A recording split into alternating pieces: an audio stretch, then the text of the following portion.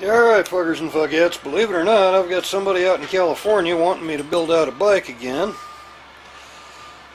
This is a different one. This is Josephine, so I figure, well, I'm gonna look this one over, because we've been talking about it in the background. I'd rather see him on a Goldwing 1200 or a V65 Sabre. That's based on his weight, but I can adapt this bike to his weight. I can adapt anything to his weight. Well, okay, not anything. But I'm going to go through this just like I was looking to buy it myself. Now, I've already done a compression check on them. They're all within 5 pounds. I'm good with that. Carburetors wise, I still got one pin that I got to replace. The one carb sits up and the other, or sits down. The pin on the linkage is messed up. I do have a spare set of carbs for it. That set needs seals. I've already had this running on these carbs. I just haven't bothered to sync them up and match them up because I saw that pin and I'm just not interested in building out another 1000. At least not for me. I've already got my two. Pieces and parts wise, yeah, all that paint's got to come off. The plastic's in good shape. There's a little ding right there. That's the tail piece, but he's probably going to have a cafe tail on it anyway. Still got the original side covers, but all of the letters where it used to say double overhead cam on there, or camshaft, that shit seems to have been blacked out. Same with the 1000.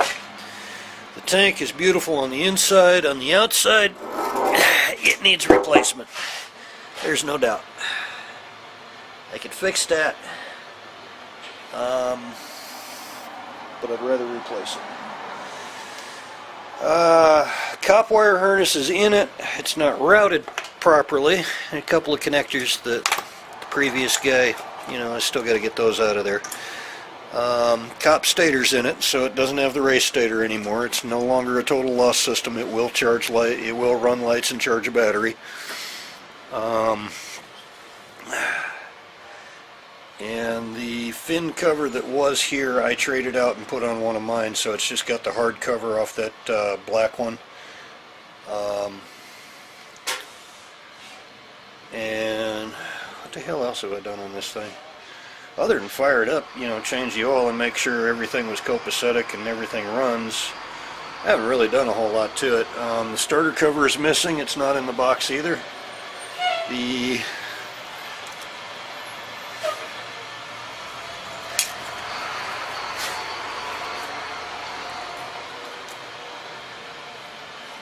coils are attached.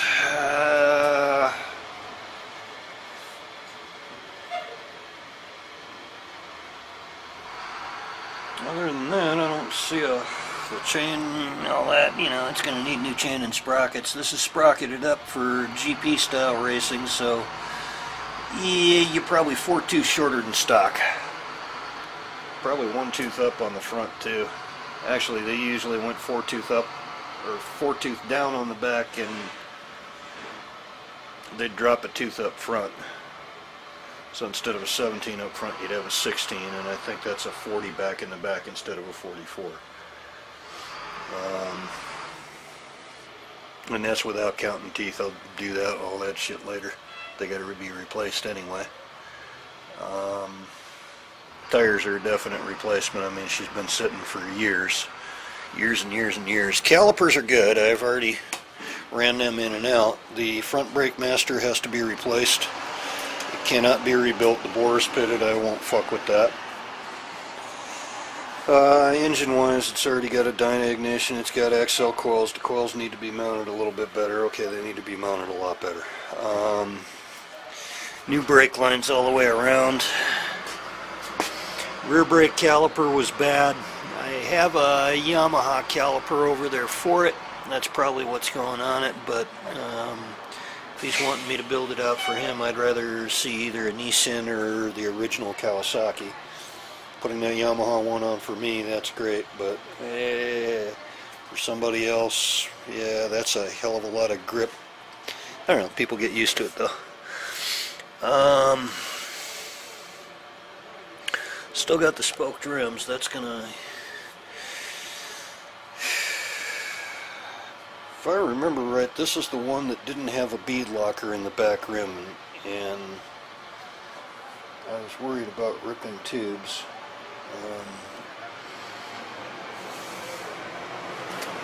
Yep, bead locker's been taken out.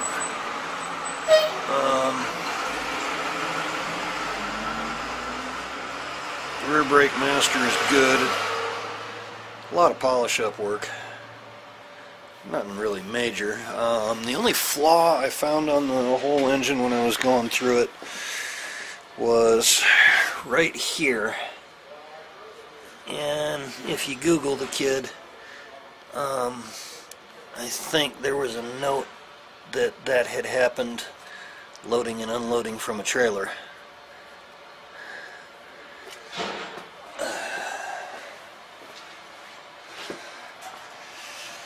And the kid who used to race it was this kid. It took me like 4 hours to find that fucker on Google to verify that this was an actual race bike at one time.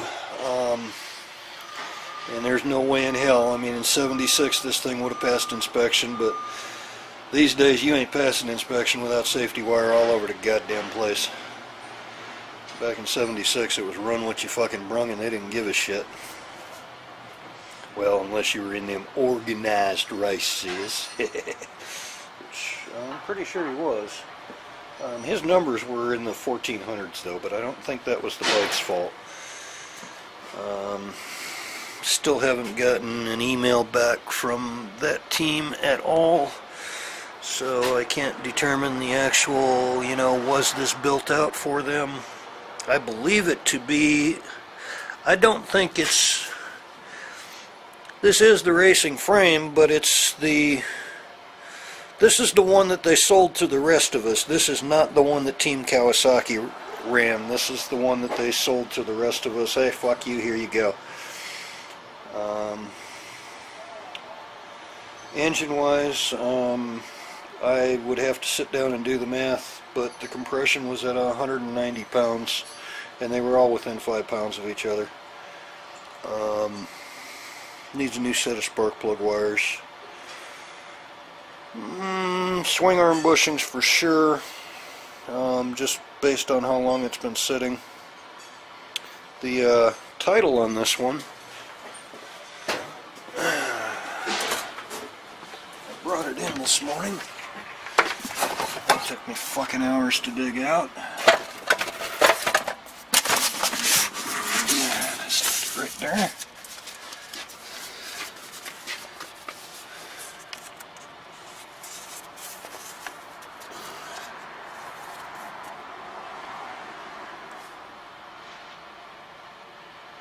The ID begins with Z1E, so it is not a KZ. Nobody's bothered building it out. I think we're all burned out on KZ1000s, but for what he's trying to do, and the fact that he liked his old CB750, which is about the same frame size, it'd be an easy build out. And parts availability wise, you can find damn near just, you know, KZ1000, KZ900, CB750. You can find any goddamn thing you want. Front wheel bearings, of course, brake pads all the way around. I've already mentioned the rear caliper and front master. Kill switch is bad.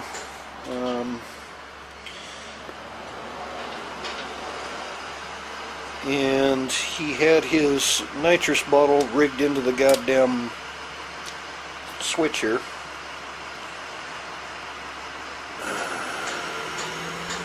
Into the headlight switch. I believe that's the headlight switch. Yeah, it is. I kept the bottle, I kept the fogger plate. That's not going with the bike. Kept the little solenoids. Didn't need the switch, that was pretty fucked up. Needs a headlight bucket and a set of arms. This fork needs to be replaced. I can't polish that one out. I can polish the other one out, but I can't polish this one out. So I'd probably be replacing both forks because I don't like replacing them in unmatched pairs. Rear shocks, for his weight, I'd be going to a set of street strokers. Progressive still makes replicas of the S&W street strokers. And I would have a dark blue and a light blue spring on them. basically what I've done there, you know, in saying that is I've taken my own weight, added a 100-pound girlfriend on the back. Yeah, we all know I don't get that lucky. And counted it as, I mean, you know, all the women that are interested in me, well, there's what I'm interested in. It's less than 5 foot tall, turns 30 years old, shopping for clothes, and the little girl's out because she don't weigh 80 pounds yet. And there's what's looking for me, turns 30 years old, and she's usually about my height and twice as big around. But anyway, I just took my weight and added 100 pounds to it, and did the math on the springs, and black springs would be overkill. It'd give them too rough of a ride. So probably a dark blue and a light blue. And no, I don't know the tensions. I just know what they feel like when you ride them. I don't want to look up all the rest of that shit. I've already got too much useless information in my head.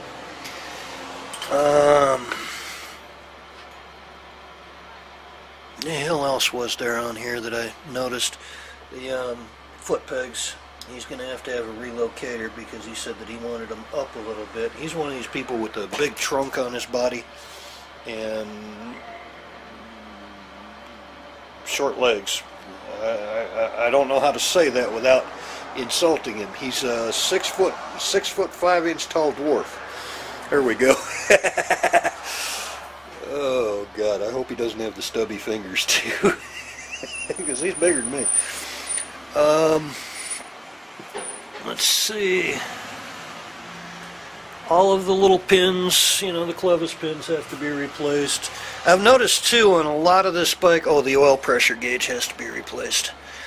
I've noticed too a lot on this bike that there was safety wire on a lot of these bolts at one time. This is not that time.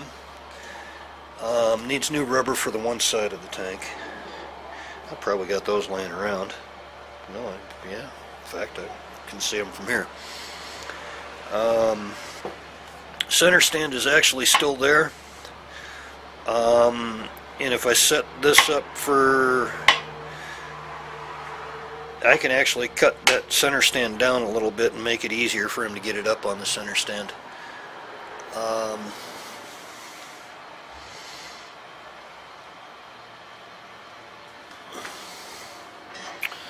Other than that, I mean, new brake lines up front, of course. I mean, she had nice stainless steel. I mean, this had really good shit all over it all at one time. This is not that time.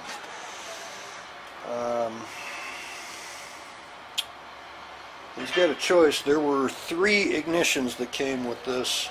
There's the Dyna S that's in there, which is my personal favorite. That's why I left it in. There's a Dyna 3 with a set of what appear to be stock pickups. And there is something that says Inatec, not Ignatec, Inatec, I-N-I-Tech,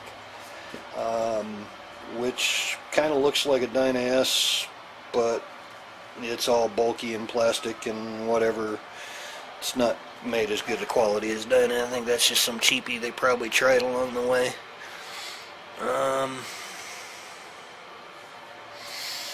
And you can still kick this bitch. Watch, it'll be in gear. No, it's not. Compression releases are still working. I noticed the one was a little bit slower than the other. Okay, that's no biggie. That's just cable adjustment.